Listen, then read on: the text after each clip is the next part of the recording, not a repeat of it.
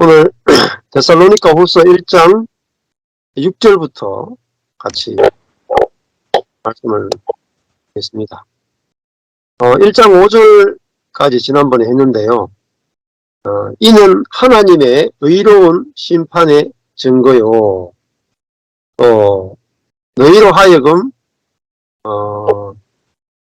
하나님의 나라에 합당한 자로 여기심을 얻게 하려 함이니 그 나라를 위하여 너희가 또한 고난을 받는다. 그러니까 그 나라를 위하여 고난을 받는다. 이 고난이 뭐냐 하면 고난이 하나님의 의로운 심판의 표요. 또 하나님 나라에 합당한 자로 여기심을 얻게 하려 합니다. 그러니까 하나님 나라에 합당한 자가 그죠? 우리가 고난을 겪어보면은 알잖아요. 우리가 그 밭의 비유도 보면은 그 돌짝밭 같은 경우도 고난이 왔을 때 그것을 이겨낼 수 있는 밭, 이겨낼 수 없는 밭이 돌짝밭이고 고난이 왔을 때 이겨낼 수 있는 밭이 옥토잖아요. 그러니까 하나님 나라에 합당한 자는 결국은 그 고난을 이길 수 있는 그거죠.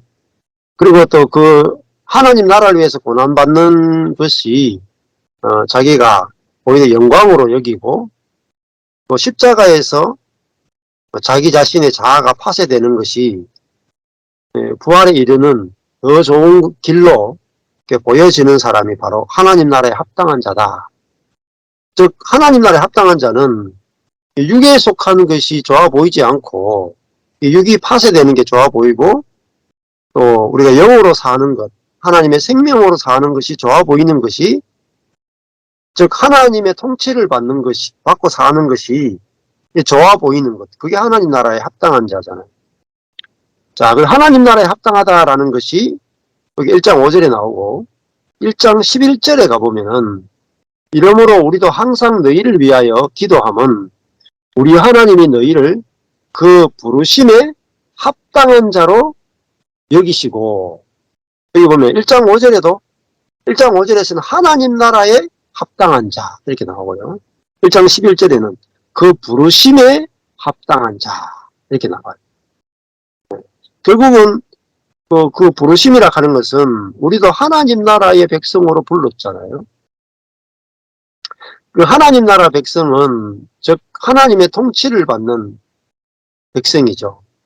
그래서 하나님 나라의 통치를 받음으로 말미암아 이제 하나님을 드러내는 백성이 바로 하나님 나라 백성입니다.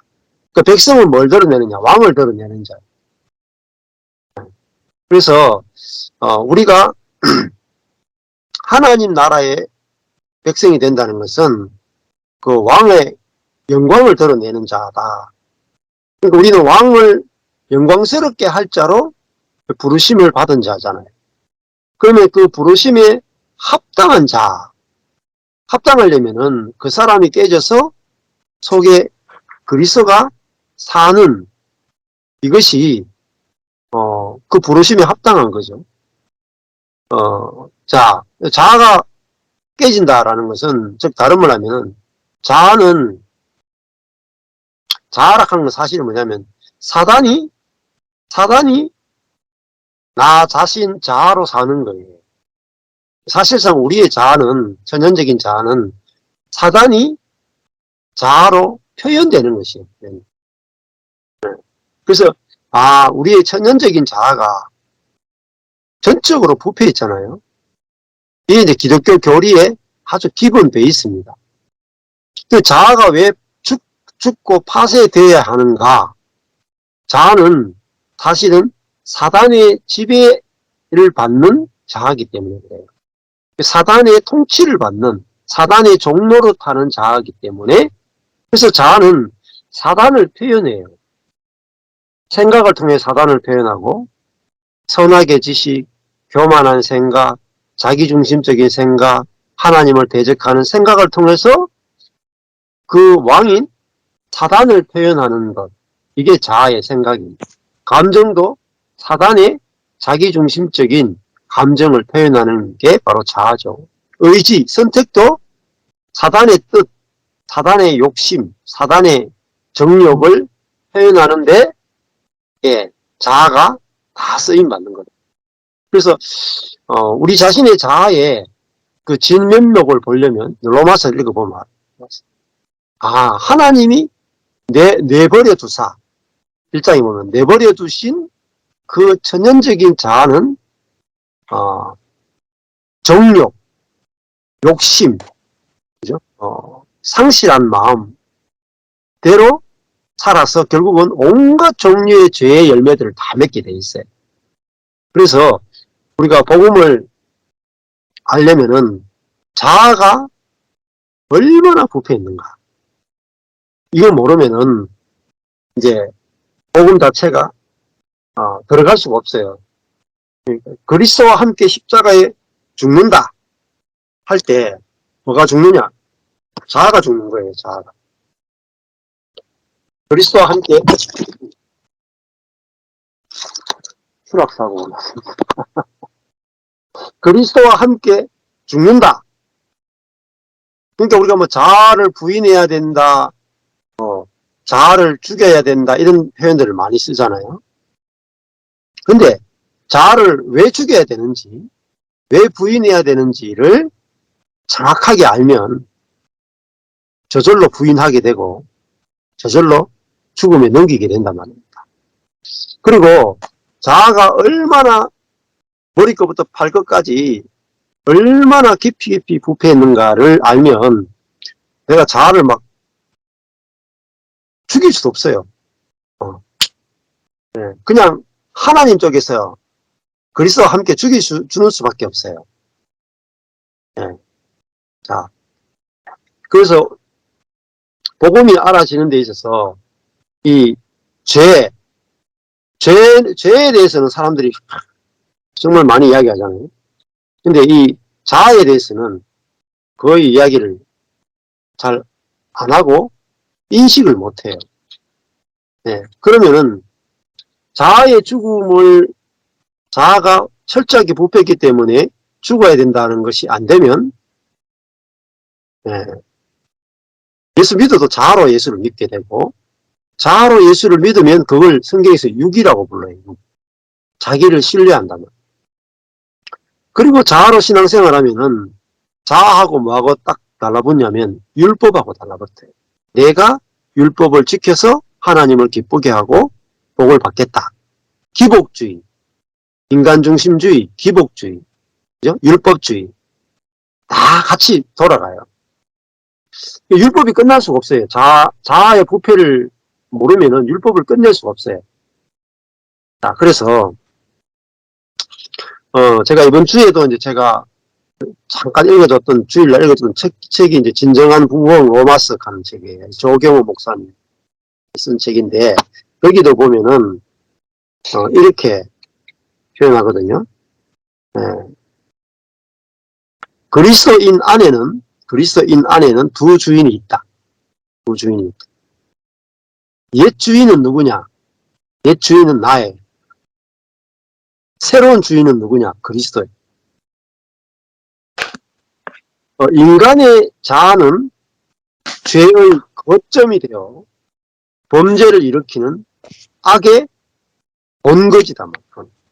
모든 악이 만들어지는 죄의 거점이면서 죄의 본거지는 자아예요.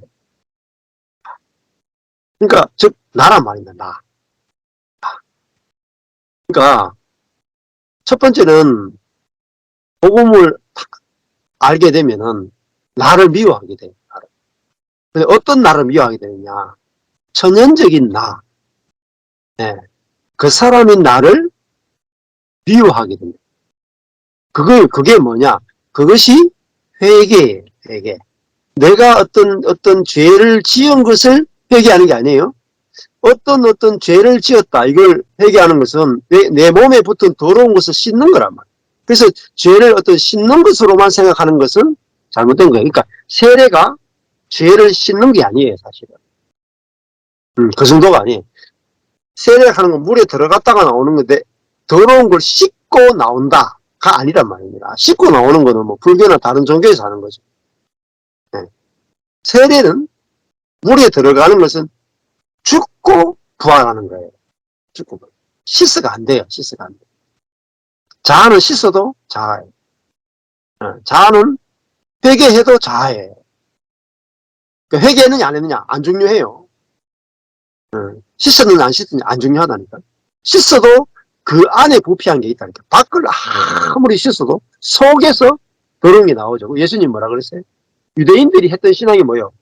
회개를 얼마나 많이 하는지 모른다니까, 유대인들이.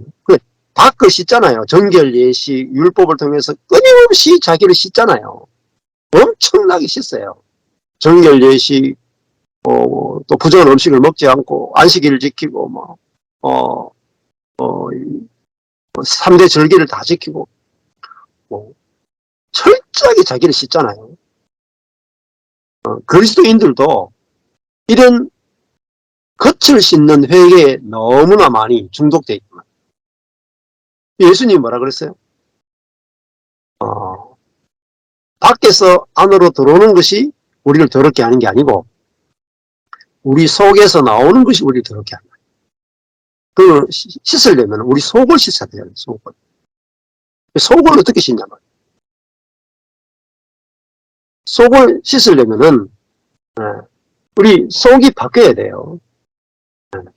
우리 안에 성령이 들어오셔가지고 성령의 생수가 나올 때 우리 속에서부터 나와가지고 내 밖에 들어온 것까지 다 씻어버리는 거예요. 그러려면 첫 번째, 자아가 죄의 거점이고 악의 본거지예요.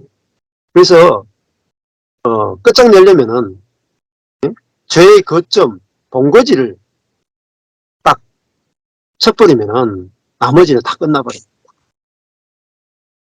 그러니까 세계대전 때도, 세계 2차 대전 때인가? 그때 그 독일군을 딱 칠 때 노르망디 상륙작전, 그걸로 전쟁의 승패가 이미 기울어 버렸단 말이에요. 그게 노르망디가 본거지죠, 본거지. 네. 그래도 그리스도인이 죄의 본거지가 복음으로 확실하게 정복되어 버려야 돼요. 근데 주변부 아무리 정복해봤자 전쟁이 안 끝나요. 전쟁이. 죄와의 전쟁, 사단과의 전쟁, 내 인생의 고난과의 전쟁, 악과의 전쟁, 상처, 모든 악과 고난, 이 모든 것들은 악과 고난은 어디서 나오느냐? 자아에서 다 나와요. 자아에서. 그러니까 악과 고난에서 해방되는 게 구원인데 그 악과 고난은 어디서 나오느냐? 자아에서 다 나온다. 근데 자아를 정복하지 않고는 아무것도 된 게 없어요. 예수 믿어도 소용없어요. 성령 충만해도 소용없어요. 매일 큐티해도 소용없고요. 불 받아도 소용없고 상처 치유해도 소용없어요. 왜냐하면 여전히 죄의 본거지가 정복당하지 않았기 때문에. 그래서 그리스도의 십자가의 피 흘리심 정도가 아니잖아요. 십자가는 죽음이에요. 죽음. 십자가는 죽음이에요. 그래서 죽음 안에 뭐가 들어가요? 모든 옛사람, 자아, 내가 죽는 게 들어가는 거죠. 그러면 우리의 천연적인 자아, 나라고 하는 것은 심히 부패해 있단 말이지. 그걸 뭐로 다 알 수 있느냐? 모든 게 내 중심으로 돌아가요. 내 집단 중심으로 돌아가고요. 내 교회 중심으로 돌아가고요. 내 민족 중심으로 돌아가고요. 내 정당 중심으로 돌아가요. 인간이 얼마나 부패했는지를 딱 보려면 뭘 보면 알 수 있습니까? 정치를 보면 정확하게 보여요. 여당하고 야당, 이번에 국회에서 막 국무총리하고 이렇게 민주당하고 막 그 대정부 질문을 하는데 이 여당하고 야당하고 막 완전 정반대.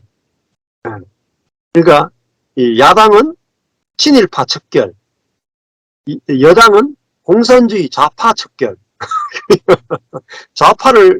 공산주의 좌파를 척결할 거냐, 친일파를 척결할 거냐. 이게 한국 역사에서 진짜 중요한 전쟁이에요.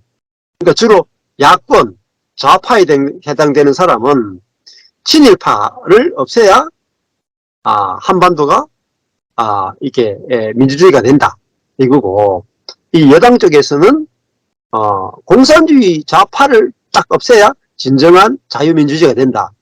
이걸 가지고 지금 수십 년째 싸우고 있거든요. 답이 없죠. 답이 없어. 근데 이렇게 싸우는데 뭐예요? 내 자기중심적 관점으로밖에 안 보여요.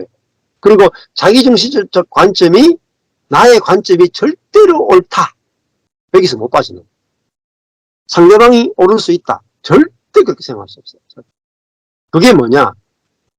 인간의 자기중심적 부패성입니다. 이게 죄의 근원이고 뿌리예요. 자, 근데 이거를 터치하는 데가 없단 말이에요.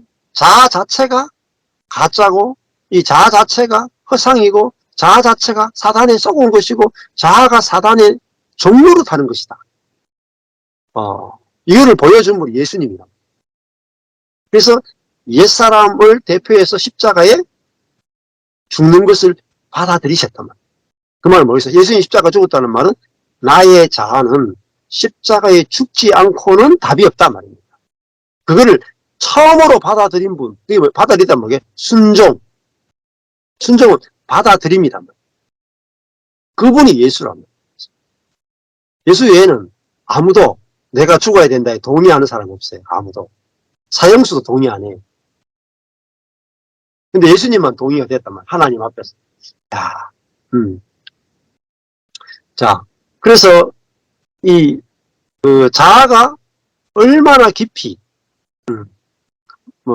부패해 있는가 하는 거를 그냥은 잘 안 보이죠. 저도 제가 제 선을 다 끌어내가지고 있는 선 없는 선 다 끌어내가지고 기도하고 막 갈망하고 뭐 세미나 가고 뭐 말씀 묵상하고 해가지고 제 있는 선 없는 선 다 박박 긁어가지고 박박 긁어가 다 했는데 알고 보니까 내 중심이더라니까요.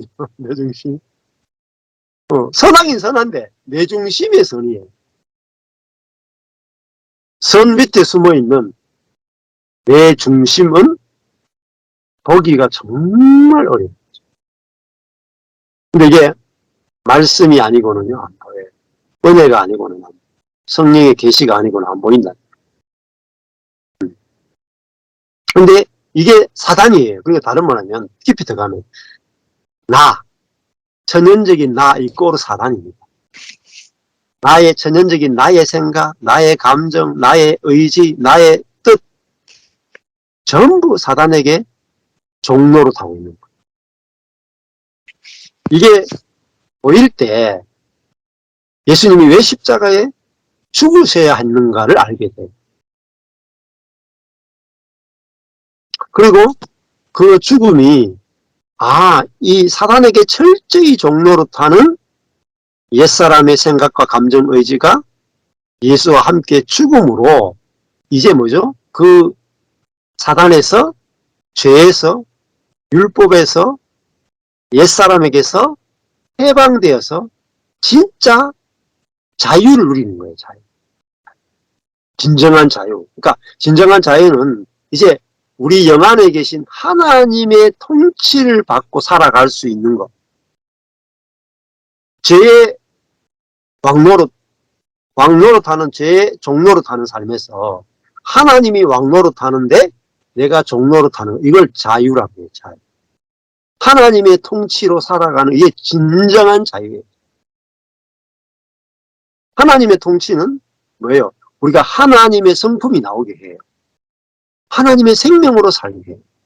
그러니까 우리를 점점 자유케 하는 거예요.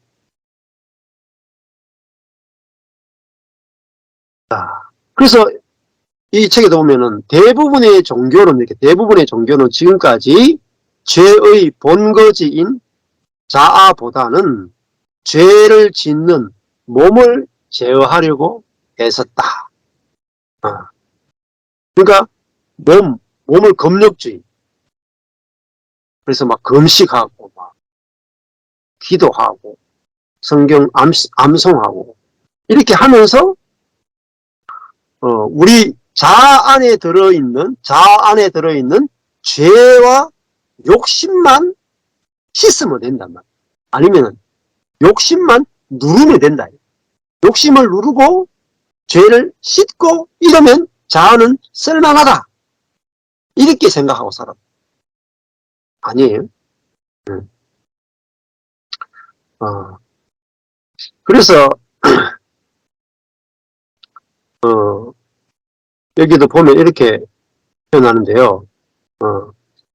자신의 삶을 지배하는 주인이 누구인가? 한번 물어보세요. 나의 삶을 지배하는 왕, 주인은 누구인가? 그러면 둘 중에 하나입니다. 둘 중에 하나. 나냐, 하나님이냐.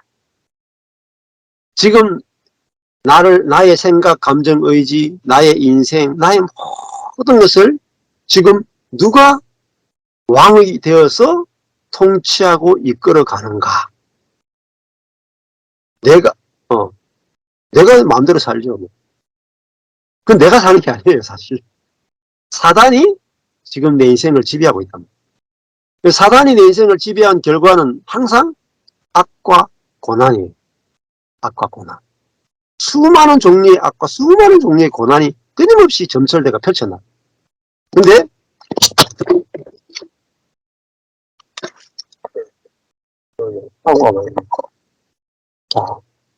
근데 내 영 안에 계신 하나님이 내 진짜 왕이시고 이제 내 생각과 감정과 의지는 신뢰할 수 없고 이제 내 안에 계신 주님만 신뢰할 수 있습니다. 이것이 진짜 참 나로 살아가는 것. 그리고 내 안에 하나님 나라가 이루어져요. 그래서 옛 주인인 자아로 사는 사람들은 죄의 왕노릇하는 데서 벗어날 수 없다. 그리고 새 주인인 하나님으로 사는 법을 배운 사람만이 의가 왕노릇하는 거룩한 사람이 될 수 있다. 그래서 이제 결론적으로 이런 말을 했어요. 믿음으로 사는 사람이 되려면 자신을 철저히 비워내고, 비워낸다는 게 노력이 아니에요. 그래서 자신을 철저히 비워낸다는 것은 복음을 통해서 이 자아는 사단에게 종노릇하는 자아구나 이렇게 알면 비워진다는 말이에요. 그리고 그리스도께서 찾아오시기를 기다려야 합니다. 자, 그렇게 되면 어떻게 되느냐? 그리스도께서 우리의 새 주인으로 오시는 것을 기다려야 한다. 그 과정은 얼굴도 이름도 키와 몸무게도 목소리도 똑같은 채 주인만 바뀌는 자아 교체의 신비한 경험을 하게 된다. 이렇게 말이죠. 자아 교체의 신비한 경험. 야, 진짜 그래서 내가 죽고 그리스도가 산다. 근데 이렇게 사람들이 이렇게 알아요. 내가 죽고 그리스도가 살고 싶다. 어떻게 그런 고차원적인 삶을 살 수 있을까? 이런 식으로 접근하는 분이 되게 많아요. 그리고 갈라디아서 2장 20절에서 바울이 내가 죽고 그리스도가 사는 삶이 그리스도인의 삶이니까 나도 그런 삶을 한번 살아보고 싶다. 이렇게 접근하는 분이 되게 많다. 그게 아니에요. 그렇게 접근해가지고 절대 못 살아요. 그게 아니고 왜 자아가 죽어야 되는가? 왜 자아가 죽어야 되는가? 왜 그리스도가 살아야 되는가? 그거를 물어봤을 때, 내가 내 자신에게 물어봤을 때 답을 할 수 있어야 됩니다. 자아는 왜 죽어야 되고 그리스도는 왜 살아야 되는가? 답을 할 수 없으면 그게 믿어지지도 않고 알아지지 않았기 때문에 믿어지지 않고 그게 신뢰가 안 와요. 근데 내가 왜 죽어야 되고 전원적인 내가 왜 죽어야 되고 내 안에 그리스도가 왜 살아야 되는지 정확하게 내가 알 수 있다면 믿어지고요. 믿어지고 실제가 경험돼요. 그래서 왜라는 질문에 한번 답을 찾기 위해서 복음을 들어보는 것이 아주 중요한 거죠. 그 책에 또 이런 내용이 재밌는 내용이 있어요. 미국 그 조지아 공과대학에 존 맥도날드 교수팀이 있는데요. 유전적으로 인간과 비슷한 침팬지의 암 발병이 인간보다 훨씬 적은 원인을 밝혀냈다고 합니다. 침팬지가 사람보다 암 발병률이 많이 떨어지는 거예요. 근데 여기 보면은 문제가 생긴 세포가 어떤 우리 몸속에 돌다가 세포가 이게 이제 문제가 생길 수가 있잖아요. 상하거나 뭐 이렇게 균이 들어가서 이렇게 변질이 되거나 해서 이게 우리 몸에 있으면 안 좋은 그런 세포로 이렇게 바뀔 수 있단 말이에요. 그러면은 문제가 생긴 세포가 스스로 죽는 세포의 자살 능력. 그러니까 원래 세포는요, 자기 세포가 문제가 생기면 자기 스스로 자살해야 돼. 자살하는 능력이 있는데, 이게 뭐라고 하냐면, 아포토시스라고 그래요. 아포토시스라고 그래요. 이게 자살할 수 있는 능력이에요. 문제가 생긴 세포가 자살할 능력인데, 이 자살할 수 있는 능력이 인간의 세포는 침팬지보다 떨어진대요. 그래서 문제가 생겨도 인간의 세포는 자살을 잘 못한대. 침팬지의 세포는 이게 뭐 문제 생기면 스스로 자살해가 없어진다네요. 몸에서 없어진다. 그래서 아포토시스는 세포의 자살 능력은 암과 직접적인 연관이 있다. 인간의 모든 세포는 일정한 수준에 도달하면 스스로 죽어요. 우리 세포가 발생했다가 성장했다가 죽고 다시 다른 세포로 또 만들어지고 계속 세포는 생성과 또 성장과 죽음을 거치면서 계속 우리가 죽고 새로 나고 죽고 이러면서 우리 몸이 계속 가거든요. 그런데 암세포의 특징은요. 죽지 않고 무한 정식한다. 자살 능력이 없는 거예요. 그래서 죽음의 규칙을 어긴 암세포는 스스로 자살하라는 명령을 지키지 않고 커지면서 암을 발생시킨다는 거예요. 이게 자아와 같습니다. 자아. 사단이 우리 속에 이 자아가 죽지 못하도록 인간을 이 자아가 좋아 보이도록 계속해서 그 마음이나 생각이나 모든 것을 조정하죠. 근데 정말 성령이 우리에게 복음을 가르쳐주고 환경을 통해서 우리를 인도하면은 내가 내 자아를 죽일 수 있는 능력이 생긴다. 그래서 이거는 쓸모없어. 무가치해. 이거는 사단에 물들었어. 하고 이거를 버릴 수 있는 능력이 복음을 알게 될 때 생겨날 수 있는 거죠. 자, 그래서 이제 우리가 아까 전에 말씀드린 대로 하나님 나라는 뭐죠? 어떻게 들어갑니까? 거듭남으로 들어가죠. 요한복음을 보면 니고데모한테 하늘로부터 다시 태어나지 않으면 들어갈 수 없는 거죠. 다시 태어나려면은 죽지 않고는 다시 태어날 수 없어요. 그래서 우리가 하나님 나라에 합당한 자다 하는 건 뭐겠어요? 반드시 자아의 죽음에 대해서 자아는 죽는 것이 합당합니다 라고 우리가 인정이 돼야 된다. 내가 막 나를 죽여야 되는 게 아니고 정말 자아는 죽어야 마땅하네요 하고 자아의 죽음에 대해서 우리가 정말 성령으로 아멘이 돼야 된다. 그럴 때 우리가 정말 진짜 부활이 아니고는 하나님의 그 그리스도의 부활 안에 우리가 참여하지 않고는 인간의 어떤 문제도 해결될 수 없네요. 하고 그 죽음과 부활이 정말 그리스도의 죽음과 부활이 인간의 모든 문제에 대한 유일한 해결책이네요라고 딱 보여야 돼요. 그리고 그것이 하나님의 능력이고 하나님의 놀라운 지혜라는 사실을 보여줘야 됩니다. 자, 그러기 위해서 우리가 고난도 필요한 거죠. 고난을 통해서, 고난이 아니거든요. 우리가 자아를 포기할 마음이 안 생겨요. 자아의 부패를 볼 수가 없어요. 고난을 통해서 내가 나를 미워하게 돼요.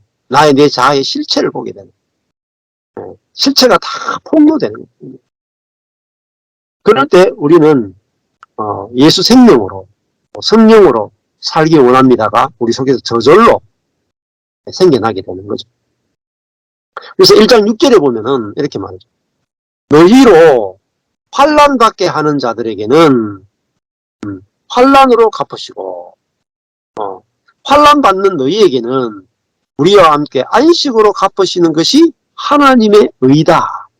여기도 아까 전에도 5절에도 하나님의 의로운 심판이 나왔고요. 7절에도 하나님의 의다. 근데 하나님의 의가 보세요. 여기서는 환난받는 너희에게는 우리와 함께 안식으로 돌려주시는 것이 하나님의 의다.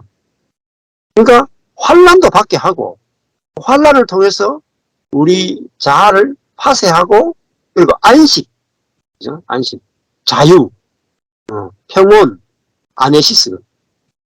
그래서 평온을 구하는 기도도 보면은 바꿀 수 없는 것을 받아들이는 평온을 주옵시고, 그 평온은 어디서 오느냐? 바꿀 수 없는 것을 받아들일 때 평온이 오는 거로 그렇게 기도를 하고 있어요. 그 평온을 구하는 기도 보면 리브의 기도인데 그 리브도 인간의 절대적인 부패를 인정하는 분이에요. 그래서 인간의 절대적인 부패 안에서 복음이 어떤 의미를 가지는가를 그 평온을 구하는 기도에 집어넣거든요. 그래서 이렇게 말해요. 죄로 물든 세상을 이렇게 말해요. 죄로 물든 세상. 그러니까 그걸 바꿀 수 없는 것이 너무 많다는 말이에요. 그래서 죄로 물들었기 때문에 바꿀 수 없는 게 많다. 우리가 정말 인간이 철저하게 자기중심적으로 부패했고 물들었다. 전형적인 자아가 그 사람이. 그러면요. 바꿀 수 없구나 알게 돼요. 바꿀 수 없구나. 바꿀 수 없구나 하면요. 받아들이게 되는 거예요. 근데 인간이 얼마나 부패한지 모르면 자꾸 바꿀 수 있다고 생각하는 거예요. 자꾸 바꾸려고 해요.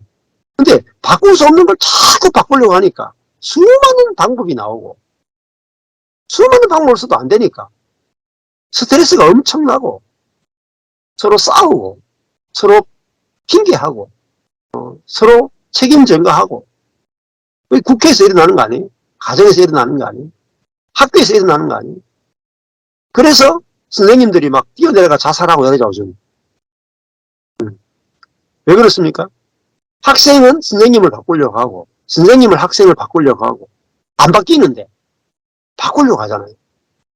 바꿀 수 있는 거는 바꾸고 안 바뀌는 거는 받아들이는 것도 알아야 되는데 모든 걸 다 바꿀 수 있다라고만 계속 간단 말이에요.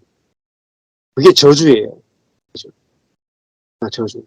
인간이 모든 것을 자기 스스로 바꾸어서 유토피아를 만들 수 있다. 안 되죠. 됩니까? 그래서 이 환난 받게 하는 자들이 뭐예요? 자기는 안 바뀌고 남을 바꾸려고 하는 자. 환난 받게 하는 자. 근데 자기는 자기 중심적으로 가만히 있으면서 남은 문제가 있다고 남을 막 바꾸려고 하죠. 근데요. 환난 받게 하는 자들은 환난으로 돌아와요. 자기 환난으로. 율법으로 중개하는 자는 자기도 자기를 율법으로 찌르게 돼 있어요. 네. 그러니까 하나님 가만히 둬도 스스로 율법으로 검을 드는 자는 검으로 망한다는 것과 같은 일이 벌어지는 거죠. 예를 들어 그런 거 있잖아요. 공산주의가 처음에 시작할 때 그렇잖아요. 공산주의 시작이 마르크스 레닌에 의해서 의도는 굉장히 좋았어요. 의도는 굉장히 선한 거예요. 왜냐하면 부자는 아주 소수고 나머지는 전부 가난해. 그래서 이럴 수가 있냐. 왜 극소수만 부자고 나머지는 왜 다 가난하냐. 이걸 한번 뒤집어 보자. 대다수는 부유하고 몇몇만 좀 불행한 거 만들면 인류가 얼마나 발전하고 인간이 얼마나 평등한 세계가 되겠냐. 그래서 정말 평등한 세상을 만들어 보자. 모든 사람이 평등하게 살아가는 평등하게 모든 물질이 돈이 공급돼 가지고 모든 사람이 걱정 근심 없이 살아가는 평등한 세계 공산주의 함께 생산하고 필요에 따라 분배하고 모든 인민들이 이 불호조화가 없는 프롤레타리아 혁명이잖아요. 그래서 기치는 너무나 멋있었단 말이에요. 공산주의만큼 위대한 비전을 내세운 인간의 철학이 없어요. 가장 거의 완벽한 철학이다. 근데 그 완벽한 철학 속에 뭐가 들어있냐면은 자기 중심성이 들어요. 결국 공산주의 했죠. 그게 뭐가 들어있어요? 이 평등한 세상을 만드는데 어느 놈이 머리가 돼서 만들 거냐. 누가 주체가 되어서 공산주의를 만들 거냐. 마오쩌둥이 주체가 되겠다. 이거. 시진핑이 주체가 되겠다. 김일성이 주체가 되겠다. 그러면서 뭐죠? 다 독재해버려요.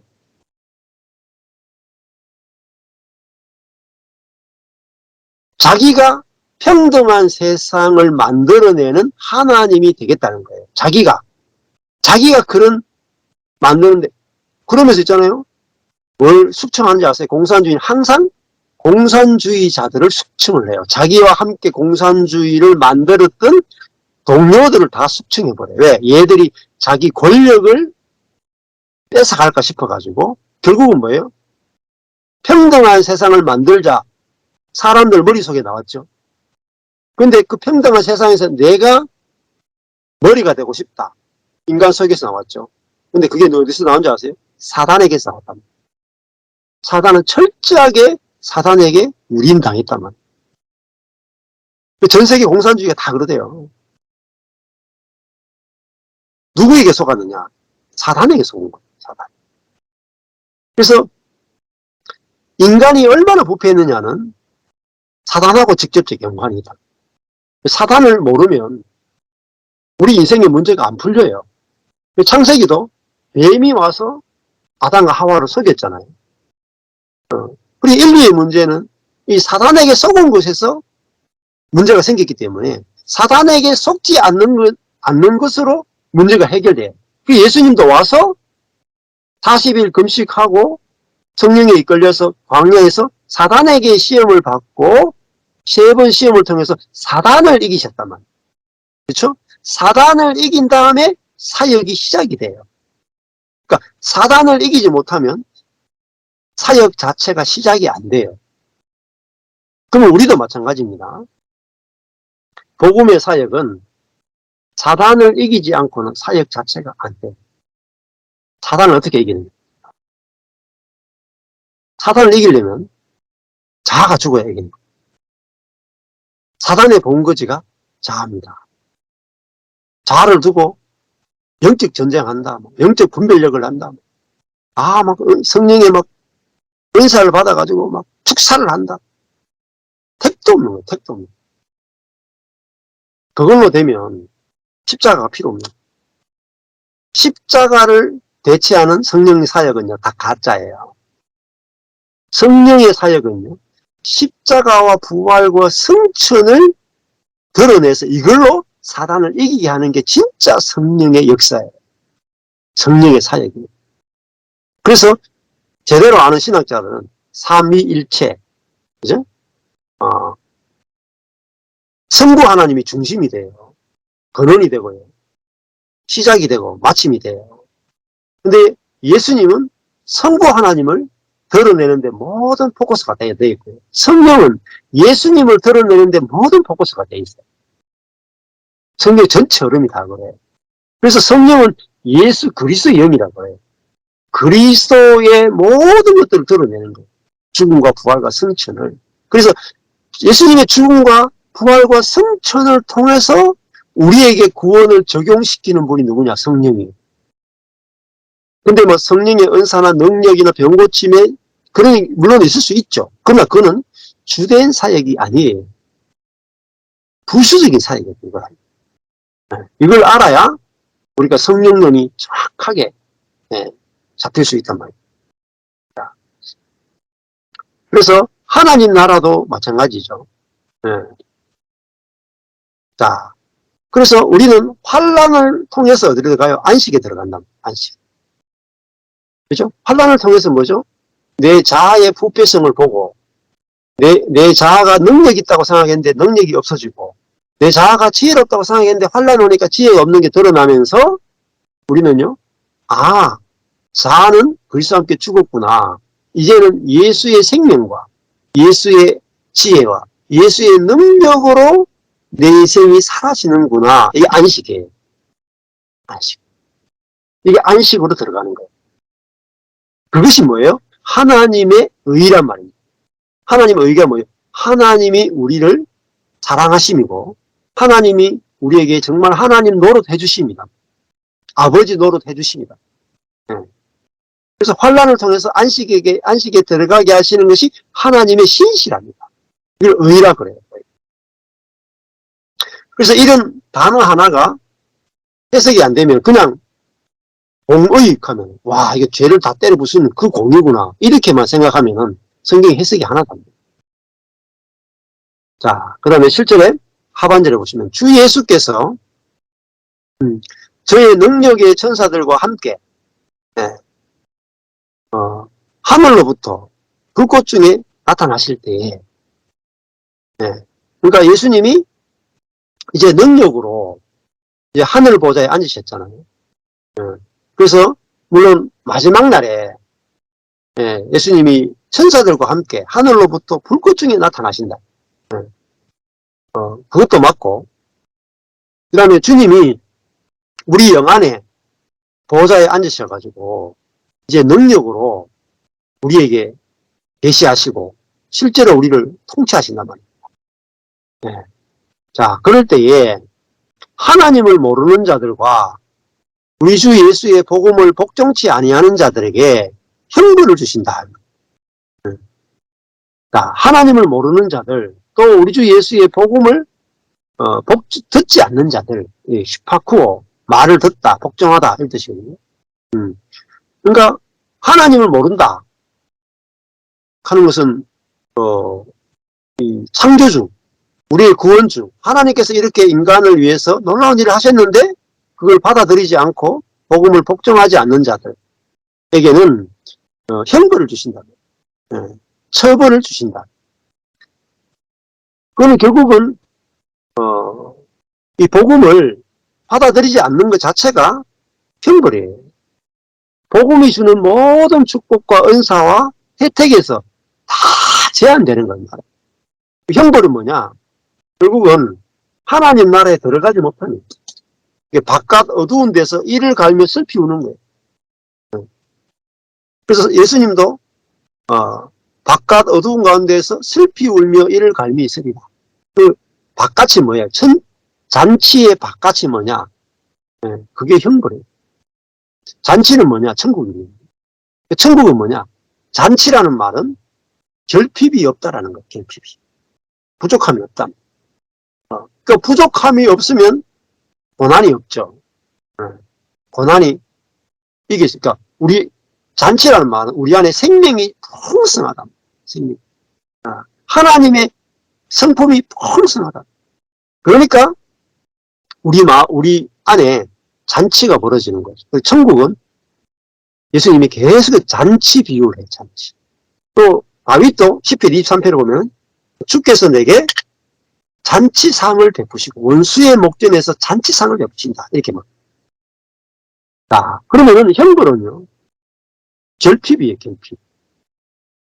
하나님의 생명이 없이 결핍에 의해서 모든 악과 고난이 저절로 발생돼 살아가는 거예요. 저희 집에도 그런데 베란다에 식물들이 있거든요.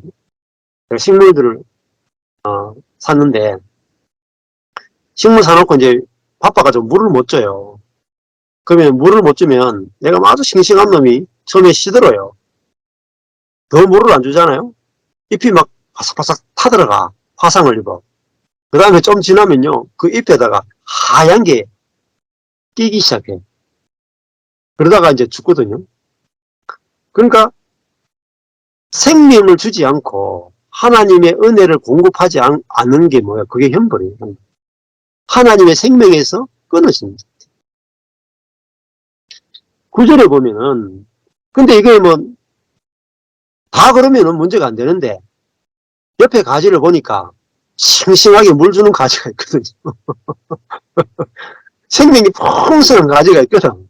그러면 이게 내게 엄청난 형벌이 돼요. 그렇잖아요. 상대적인 빈곤이라고. 응? 강남 동네 사람들이 너무나 잘 살아. 강남 아파트 한 채만 해도 응? 수십억이 막 왔다 갔다. 근데 강북 가면은 주택 했는데 뭐 얼마 안 해. 제 딸 저기 강북에 시립대 앞에 있잖아요. 야 가보니까 뭐 경산보다 더 못 살도 막 시립대 앞에 그거 있기는 아주 막 1960년대 주택들이 아직까지 남아있더만요. 여기가 서울인지 구미촌인지 모르겠을 정도로 그런 주택들이 아직 서울 안에 막 절비하더라고. 야 강남하고 강북은 이렇게 차이 나네.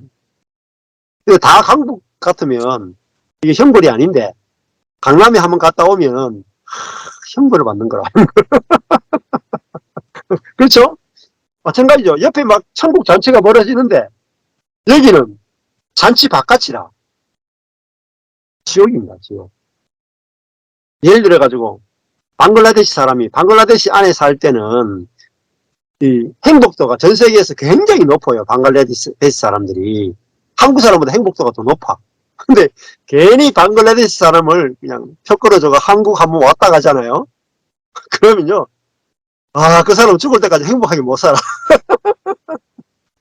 죽을 때까지 방글라데시 지옥에 살다 간다니까. 예, 그 천국의 빛을 한번 보는 순간에 영원한 형벌을 받는 거야. 그러니까, 야, 하나님의 형벌도 하나님이 직접잖아요. 막 구질구질하게 막 형벌 안 줘도 돼. 예, 예, 그렇잖아요. 그 멕시코하고 미국이 있죠. 국경이 이렇게 엄청 길잖아요. 그 미국에서 막 장벽 쌓아놓죠. 이쪽은 멕시코 땅 그 가본 사람 그렇다 하더라고요. 미국 땅만 딱 넘어가면 땅이 막 엄청나게 기름지대요. 씨앗만 뿌리면 다 난데. 근데 하여튼 그 미국 경계선에서 멕시코만 넘어가면 씨앗 뿌려도 열매가 안 맺힌대요. 그러니까 그 국경만 넘으면 완전 다른 세계예요. 완전. 예. 미국의 시민권을 얻었다. 그러면요. 무조건 최저 생계비가 다 나옵니다. 그 국경 하나가. 그러니까 우리가 하나님 나라 아까 전에 하나님 나라에 합당한 자가 됐다 하는 것은 하나님의 통치와 보호와 공급 안에 들어갔단 말입니다. 아프리카하고 유럽도 그렇더라고요. 이렇게 유튜브 보니까 아프리카 제일 위에 하고 유럽 제일 밑에 하고 이게 거리가 20km인가 얼마밖에 안 돼요. 20km. 해협이. 그거요. 지하 해저 터널을 뚫든지 다리 하나 놓으면 끝날 일이다. 근데 유럽에서 다리를 안 놔요. 그러니까 이 아프리카 사람들이 그 건너 유럽 보면은 형벌이 형벌. 그래 건너가다가 막 보트 피플 해가지고 막 엄청나게 많은 사람들이 수상당하잖아요. 우리가 이 땅에서 살 때는 별로 모를 수가 있어요. 근데 만약에 내가 죽었다가 눈을 딱 떴는데 생각해보세요. 이 땅에서 내가 엄청 잘 살았어. 근데 죽었어요. 눈을 딱 떴어. 그런데 앞에 천국이 펼쳐지는 거라. 아. 그리고 거기는 하나님의 백성들이 있단 말이야. 그들이 하나님의 생명으로 그리스도의 형상으로 그리스도와 같은 모습, 몸을 입고 그 안에 하나님의 사랑이 충만한 상태로 서로가 너무나 넘치는 잔치를 벌이고 행복하게 하하호호 사는 모습을 본다고 생각해 보십시오. 근데 거기에 들어갈 수가 없어. 그러면요, 그게 지옥이죠. 안 그렇겠어요? 예를 들어가지고 이런 거 있잖아요. 그 큰 몰이 있는데 큰 유리창으로 이렇게 다 이렇게 해놓고 여기는 완전 비피해를 먹는 거라. 근데 이 유리창 하나 사이로 이쪽에는 3일 굶은 애들이 있어. 그와 같은 거예요. 진짜 우리가 하나님의 생명에서 끊어진다. 하나님의 공급에서 끊어진다. 하나님 자신과 단절된다. 그래서 예수님이 십자가에 마지막에 죽으실 때도 엘리 엘리 라마 사박다니 그랬잖아요. 나의 하나님 나의 하나님 어찌하여 나를 버리십니까? 그것이 예수님의 가장 고통스러운 부르짖음이죠. 버림받는 부르짖음. 자, 우리가 하나님께 선택받았다. 하나님의 생명으로 산다. 이것이 얼마나 큰 축복이 있는 겁니다. 자, 1장 9절에 이런 자들이 주의 얼굴과 그의 힘의 영광을 떠나 그랬죠. 맞죠? 하나님을 모르는 자들과 복음을 복종치 아니한 자들은 무엇에서 떠나요? 주님의 얼굴에서 떠나는 거예요. 주님의 얼굴이 뭐죠? 주님의 얼굴은 주님의 도우심이에요. 주님의 사랑이에요. 주님의 긍휼이에요. 그러니까 주님의 사랑, 주님의 긍휼에서 제외된단 말입니다. 그게 속하지 못하는 거예요. 주의 얼굴 빛을 보지 못하는 거예요. 쉽게 이런 거죠. 뭐.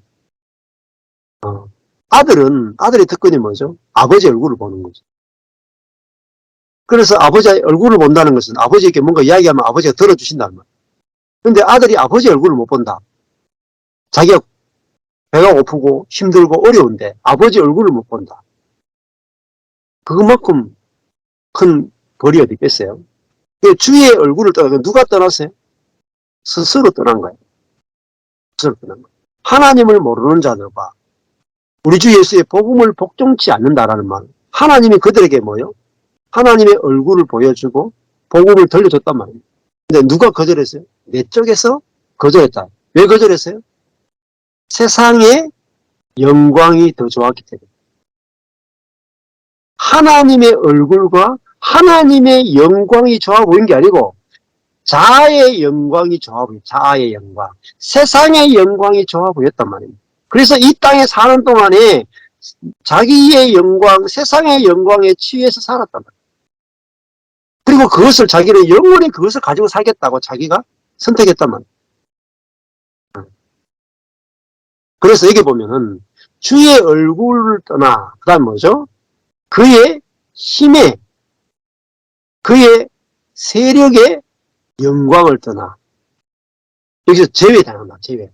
하나님의 얼굴에서 제외당하고 하나님의 도우심에서 제외당하고 하나님의 긍휼과 사랑에서 제외당하고 하나님의 힘, 능력에서 제외당하고 다른 말 하나님의 영광 그에 참여하는 데서 하나님의 은혜를 받고 사랑을 받는 데서 스스로 떠났잖아요.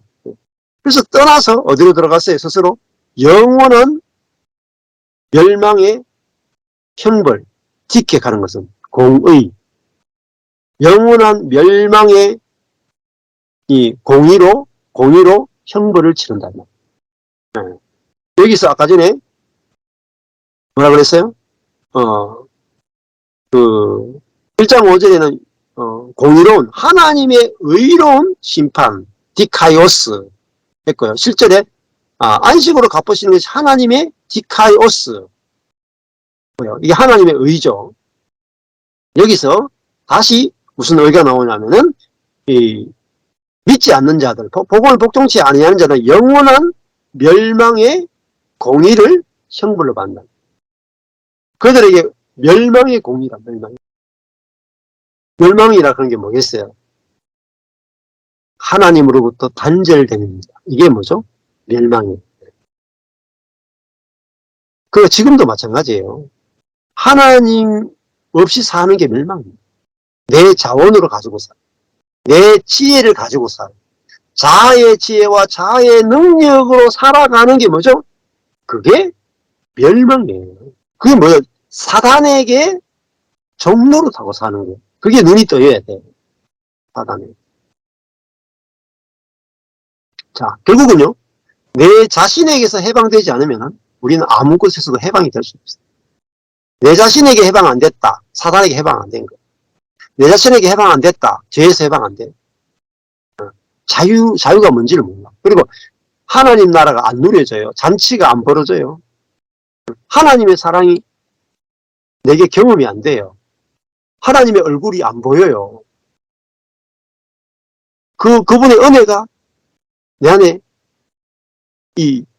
머물 수가 없어요. 다 흘러가 버려요.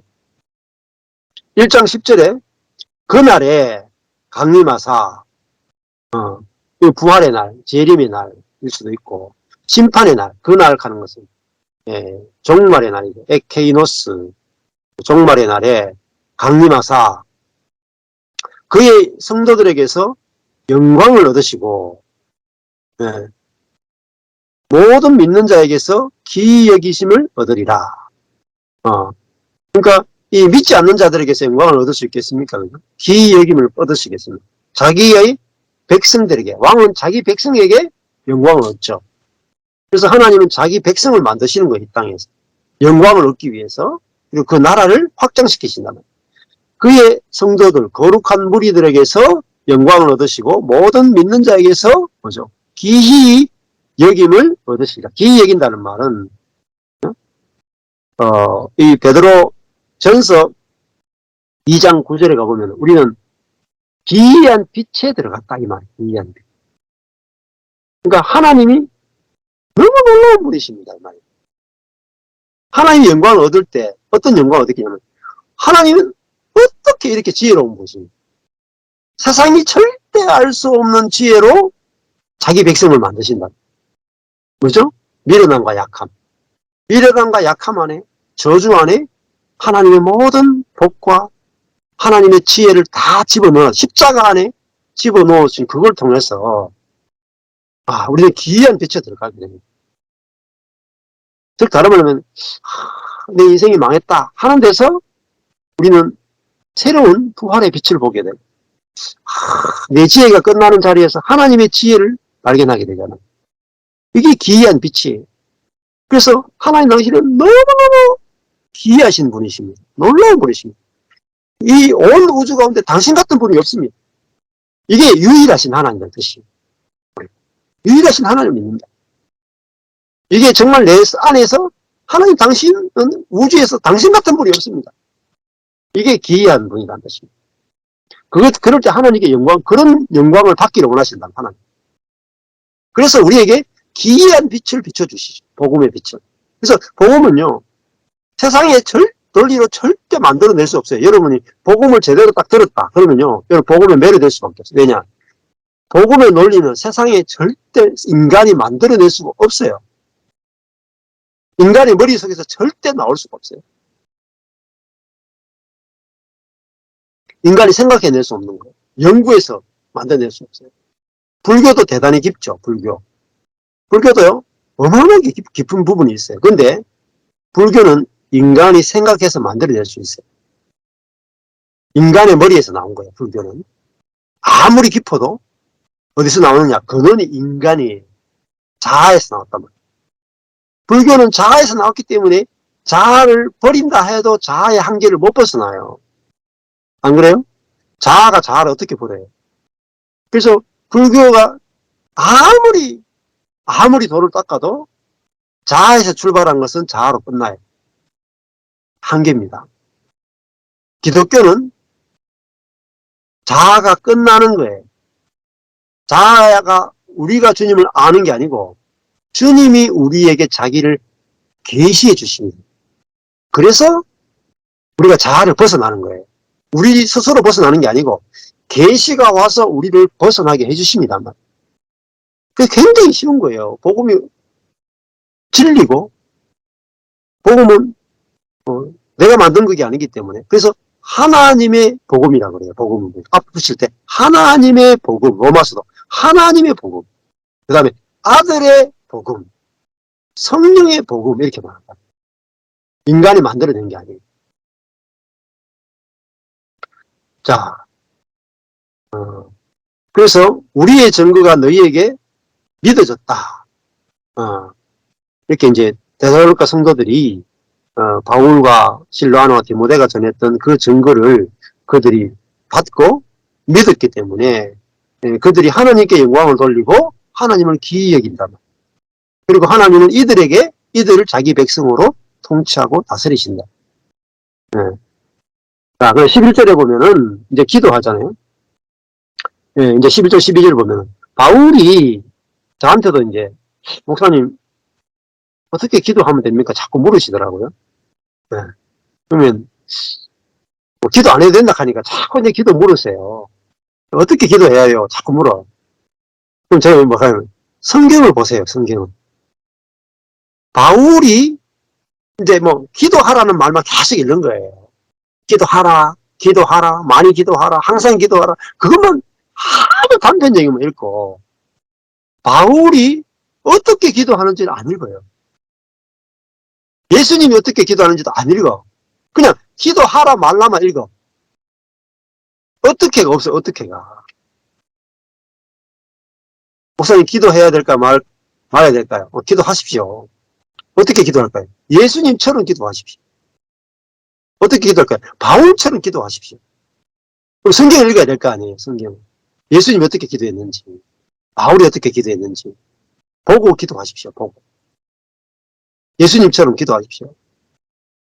가르쳐 줬잖아요. 제가 가르쳐 주거든요. 기도 원하는 분들한테. 근데요, 제가 정말 기도를 원하는 분한테 기도를 가르쳐 드리는데요, 지금까지 했다는 분은 한 명도 못 봤어요. 제가 무슨 기도 가르쳐 드리느냐. 겟세마네 기도를. 내 뜻대로 마옵시고, 아버지 뜻대로 하옵소서. 이 기도를 가르쳐 드렸어요. 아니, 우리 자식 잘 되게 하시고, 뭐, 선교사님 잘 되게 해주시고, 병 낫게 해주시고, 뭐, 하여튼 목회 잘 되게 해주시고, 이런 기도 가르치면요, 막, 주여! 하면서 막, 금식하고 철하면서 해. 뭐, 하여튼, 내 배우자 이렇게 되게 계시고, 훌륭한 배우자의 상을 두고 기도하십시오 하면 뭐, 10년, 20년 기도해. 근데 게세마네 기도 가르치면은, 10초도 기도 안 해, 10초도. 참, 아이러니, 아이러니. 그러니까, 10초도 기도 못 한다니까요.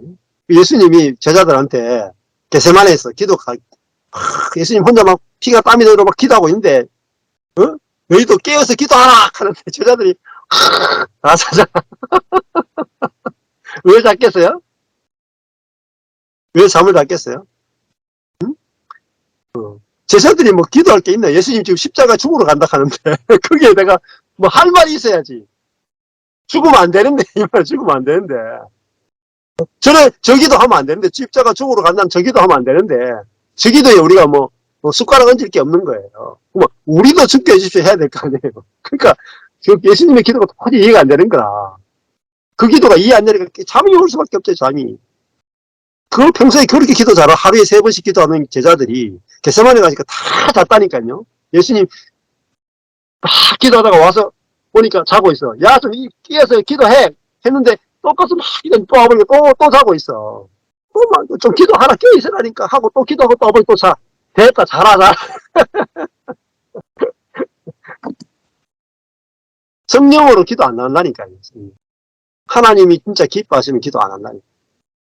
기도 많이 하는 사람일수록 성령의 기도를 안 해요. 다 자아가 원하는 기도에 다 몰두되어 있는 거죠. 일단은 기도 중독도 한번 끊어보십시오. 기도 중독 끊어보고 진짜 내 안에서 예수님이 무슨 기도할까? 내 기도 다 없애시고 진짜 내 안에 예수님이 사시면 예수님은 어떤 기도 하실까? 성경책을 펼쳐보십시오. 예수님이 어떻게 기도하셨는지, 어떻게 기도하는지. 오병이의 기적에 가보세요.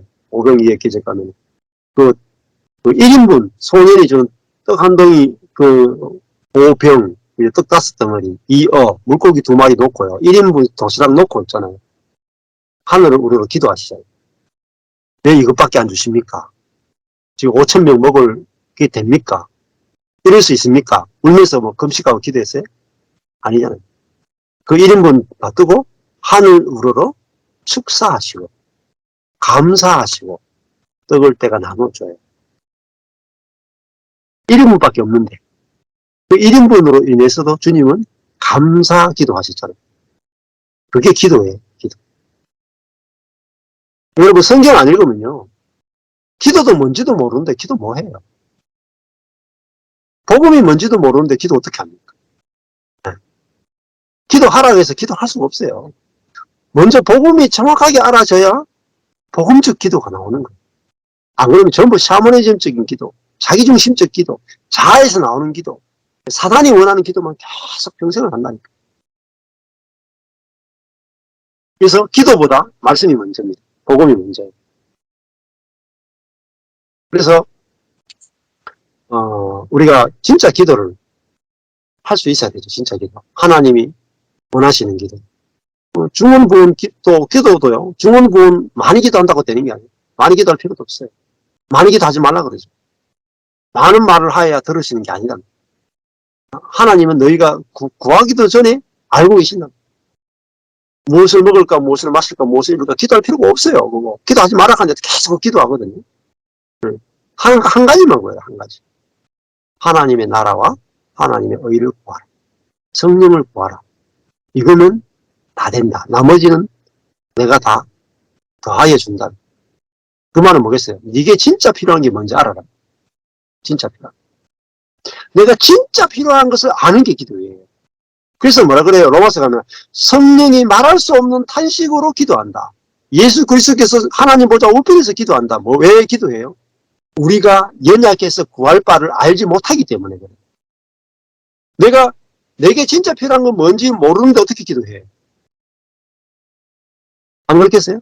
내게 진짜 우리가 금방 태어난 아기한테 야 기도해봐 그러면 지 인생에 뭐가 필요한지 뭔지 알고 기도하겠어요? 모르잖아요. 기도는 누가 하느냐? 우리 안에 계신 그리스도와 성령이 우리를 통해서 기도하게 해야 돼요. 그럴 때 진짜 내게 가장 중요한 것을 기도하신단 말입니다. 그리스도와 성령은 진짜 내게 가장 중요한 것을 기도하세요. 내가 죽고 예수가 사는 게 알아지면 진짜 내게 필요한 것은 주님밖에 없습니다. 주님밖에 없어요. 주님이면 충분합니다. 이게 기도예요. 주님이 나의 전부입니다. 이게 기도다. 기도. 이 기도 못하면 다른 기도는 필요가 없어요. 근데 이 기도 못하고 수많은 시간을 수많은 기도한다고 40년 동안 방황하는 거예요. 그렇잖아요? 바울이 무슨 기도했겠어요? 그리스도만 알면 됩니다. 그리스도. 내가 굶주리든지 배가 부르든지 환란이든지 핍박이든지 죽든지 살든지 내가 그리스도가 아는 지식이 가장 고상하다. 그 말은 뭐겠어요? 내가 그리스도만 알 수 있다면 다른 건 다 필요 없다. 그게 기도. 근데 이 기도 할 수 있으면 모든 것은 해방이 된다. 주님이 내 전부면 모든 것은 해방이 돼. 안 그렇겠어요? 여자가 남자가 너무 멋있으면 모든 것이 해방이 돼. 그 남자가 어느 대학 나오느냐 필요 없어요. 돈이 얼마나가 있느냐 필요 없어. 어떤 가문에 필요 없어. 그 남자가 너무 내 눈에 너무 아름답게 보이면 그 남자로 내 인생의 모든 보상이 다 치러지는 그게 사랑이에요. 사랑. 그런 사랑에 눈을 몰아야 되지. 요즘은 남자가 안 보이고 남자 옆에 있는 그 광채가 그 남자가 보여야 돼. 존재가 보여. 존재. 존재가 좋으면 천국이고 스펙이 좋은 게 보이면은 지옥입니다. 내 아내가 당신이라서 너무 내가 행복하다. 그러면 아무것도 없어도 아내 때문에 내가 행복할 수 있는 그게 뭐죠? 우리 예수 생명이 생명. 주님도 우리를 보면서 했거든요. 네? 뭐라 그랬어요? 주님도 우리를 보면서 난 너만 있으면 돼. 이 말. 이게 주님의 사랑이에요. 우리가 굉장히 시시하지만은 주님의 눈으로 보면은 주님 보고 야, 난 너만 있으면 돼. 이게 주님의 사랑이야. 네? 주님이 우리를 어떤 사랑으로 사랑하는지 아셔야 돼요. 네? 그래야 내 허기가 없어진다고. 인정받고 칭찬받고 성공하고 싶은 모든 것들이 다 끝나는 거예요. 나만 있으면 돼라고 하는 주님의 그 사랑, 그 사랑을 맛을 보면은 나도 주님만 있으면 돼요가 된다. 그게 사랑이에요. 그게 하나님 사랑이에요. 하나님이 우리를 사랑하신 그 사랑으로 내가 주님을 사랑하는 것. 이게 성령 충만이고, 이게 하나님과 우리의 올바른 관계고, 여기 이것이 화평이고, 이게 의이고, 이게 거룩이고, 이게 천국이에요. 네. 그 사랑 안에서 이루어지는 게 천국이다. 근데 이거 없다. 사랑이 없다. 현벌이. 사랑 빼고 다 있다. 현벌이. 이게 멸망이에요. 성경적 개념이 제대로 복음적 개념이 안 잡혀 있으니까 형벌이 뭔지도 잘 모르는 거예요. 그래서 아주 유치한 개념의 지옥만 생각하는 거예요.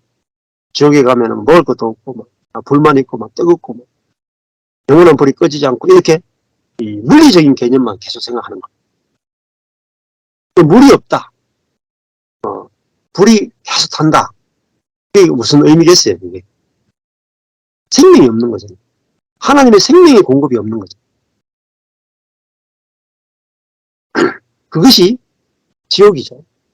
이 땅에서부터 우리가 그게 확실히 보여야 돼요. 확실하게. 구분해 보여요. 육으로 사는 게 지옥이고 영으로 사는 게 천국이구나. 이렇게 보여줘야 된다. 그래서 11절에 보면 이러므로 우리도 항상 너희를 위해서 기도한다. 보세요. 바울이 데살로니가 성도를 기도하잖아요. 네.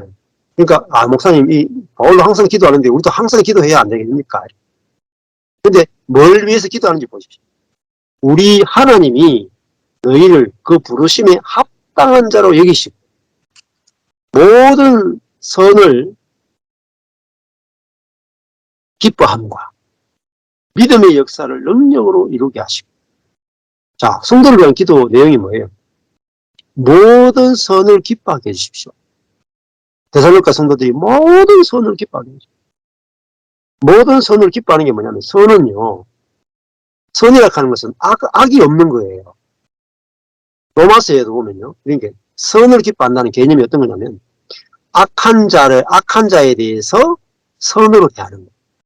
이게 선이에요. 그러니까 모든 선을 기뻐한다는 것은 모든 사람에 대해서 악으로 대하지 않고 선으로 대하는 거예요. 모든 사람에 대해서 선으로 대하는 것을 기뻐하는 것.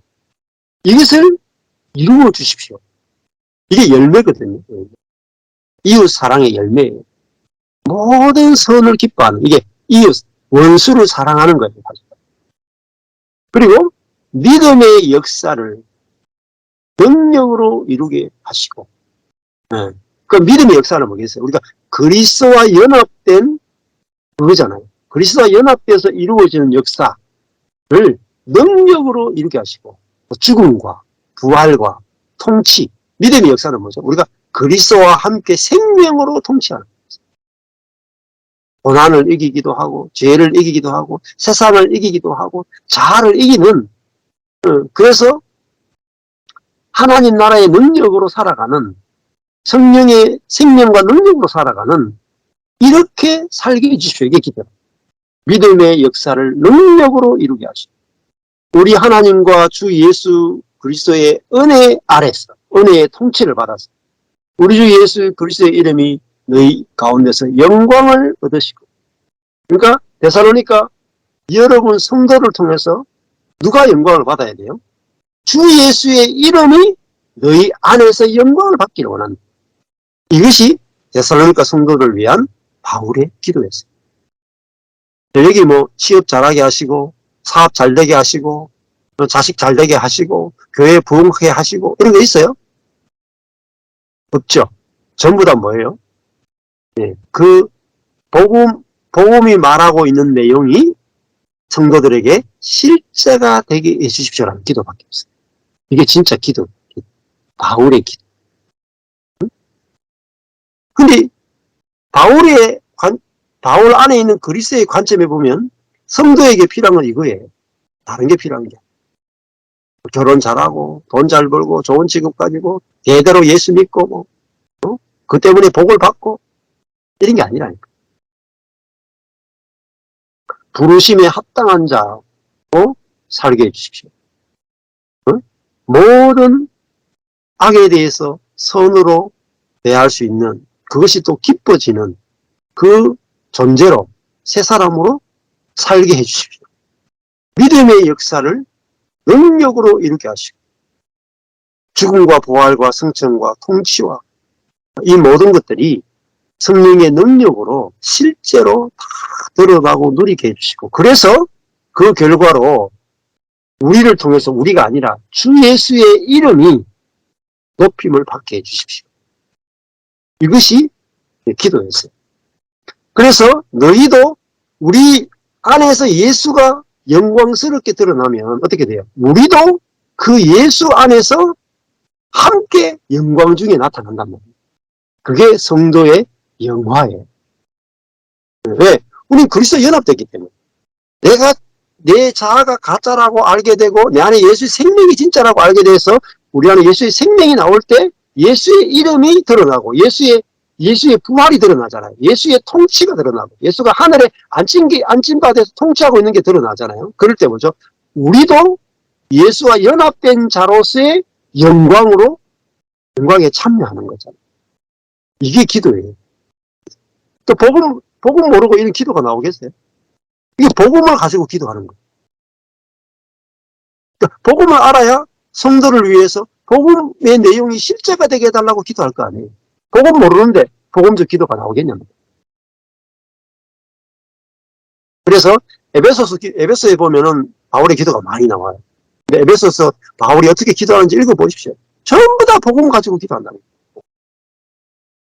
복음을 빼고 기도하는 게 거의 없어요. 그래서 우리가 진짜 이런 성경을 하나님이 감동을 주시는 대로 통독을 많이 하십시오. 그러면은 안 보이던 게 보여요. 지금 저희 교회가 이제 정리해보면 저희 교회가 한 3주째 주일 오후에 로마서 1장부터 끝장까지를 1시간 정도 이렇게 오디오 성경으로 읽기도 하고 돌아가면서 한 5절씩 해가지고 읽기도 어제는 읽으니까 1시간 한 10분 정도 걸리더라고요. 돌아가면서 읽으니까. 읽고 또 오늘은 한 형제가 2배속 오디오 성경을 2배속으로 들으니까 25분 만에 로마서 1장에서 16장까지 다 들리더라고요. 네. 그래서 반복해서 듣다 보면은 내가 해석하는 게 아니고 복음이 내게 성령에 의해서 복음의 어느 부분이 내게 탁 말씀으로 와요. 아, 이게 이 뜻이었구나. 네? 하고 복음 자체를 알아가는 기쁨에 넘쳐요. 아, 말씀에 이런 말씀이 있었구나. 하나님의 뜻은 이것이었구나. 하나님 나를 이런 식으로 사랑하시는 거예요. 이만큼 사랑하시는 거예요. 그 복음 안에 하나님의 사랑이 다 기록되어 있어요. 근데 그런 복음 모르면요. 하나님이 나를 사랑한다는 걸 알 방법이 없어요. 찔끔찔끔. 그냥 가끔 한 번씩 주님 나 사랑하시지 뭐. 이 정도예요. 근데 복음을 깊이 알면 알수록 하나님이 나를 얼마나 사랑하시는지 얼마나 그 사랑이 깊고 넓은지. 그래서 에베소서 보면은 우리가요. 영적으로 자라나는 데 있어가지고는요. 길이 하나밖에 없어요. 영적으로 생명이 자라는 것은요. 사실은 딱 하나예요. 에베소서 3장 18절에 보면은 이렇게 말해요. 너희 모든 성도와 함께 여기 보면 중요한 게 혼자가 아니에요. 모든 성도와 함께 해야 돼요. 그리고 지식을 뛰어넘는 그러니까 내가 알고 있는 걸 뛰어넘는 그리스도의 사랑을 알아야 돼요. 그러니까 하나님의 사랑, 그리스도의 사랑을 알아. 근데 어느 정도 알아야 되느냐? 그 넓이를 알아야 되고요. 그리스도의 사랑의 넓이, 그 다음에 길이를 알아야 돼요. 길이. 얼마나 오랫동안, 얼마나 폭넓게, 얼마나 높게, 얼마나 깊게 우리를 사랑하는지를 뭐예요? 깨달아. 이해해서. 그러니까 아는 게 중요하다고 그랬잖아요. 그리고 여기도 보면은 지식에 넘치는 그리스도의 사랑을 알아. 기노스코. 알아. 그 다음에 그 사랑의 넓이와 길이와 높이와 길이가 어떠함을 깨달아. 깨달아. 알고 깨닫는 게 너무 중요하겠죠? 네. 근데 이것이 말씀을 읽을 때 우리에게 알아지고 깨달아져요. 그러면요, 하나님의, 그 결과로 하나님의 모든 충만하신 것으로 우리에게 충만하게 하시기를 기도한다. 이게 바울의 기도. 성도를 향한 기도. 그럼 이 기도로 뭐 자녀를 위해서 기도하거나 성도를 위해서 기도하거나 내 자신을 위해서 기도해 본 적이 있습니다. 이게 진짜 기도. 이 기도만 배우시면 딴 기도할 게 없어요. 아, 우리 자녀가, 내 자신이, 우리 교회가, 응? 모든 성도가 함께 지식에 넘치는 그리스도의 사랑을 알아. 그 넓이와 길이와 높이와 깊이가 어떠함을 다 같이 깨달아. 그러면 하나님 그의 사랑에 얼마나 풍성한지를 깨달으면 저절로 어떻게 됐나? 하나님의 충만하심이 우리에게 충만해져. 사랑만이 우리를 충만케 하는 거예요. 그래서요, 복음을 이야기하는 사람들을 이렇게 여러분 만나보십시오. 만나보는데 뭘 봐야 돼요? 충만한지 안 한지를 봐요. 충만한지. 충만한지. 충만하지 않은 사람은요, 사랑의 깊이와 넓이와 높이와 길이는 몰라요. 지식은, 복음의 지식은 많이 알아요. 아주 중요한 거예요. 그래서 하나님의 사랑과 그리스도의 사랑을 얼마나 깊고 넓고 높고 길게 아느냐에 따라서 생명이 자라느냐 못 자라느냐 결정이. 이것으로만 자라요. 그리고 이것으로만 충만케 돼요. 또 우리 안에서 충만하게 그리스도가 흘러나오게 되는 거죠. 자, 오늘 뭐 기도에 대해서 질문했던 분들에게 좀 답이 됐으면 좋겠어요. 여러분도 이런 말, 주님의 기도, 바울의 기도가 우리 영 안에서 흘러나와서 이 기도로 살 수 있게 되기를 축복합니다. 감사합니다.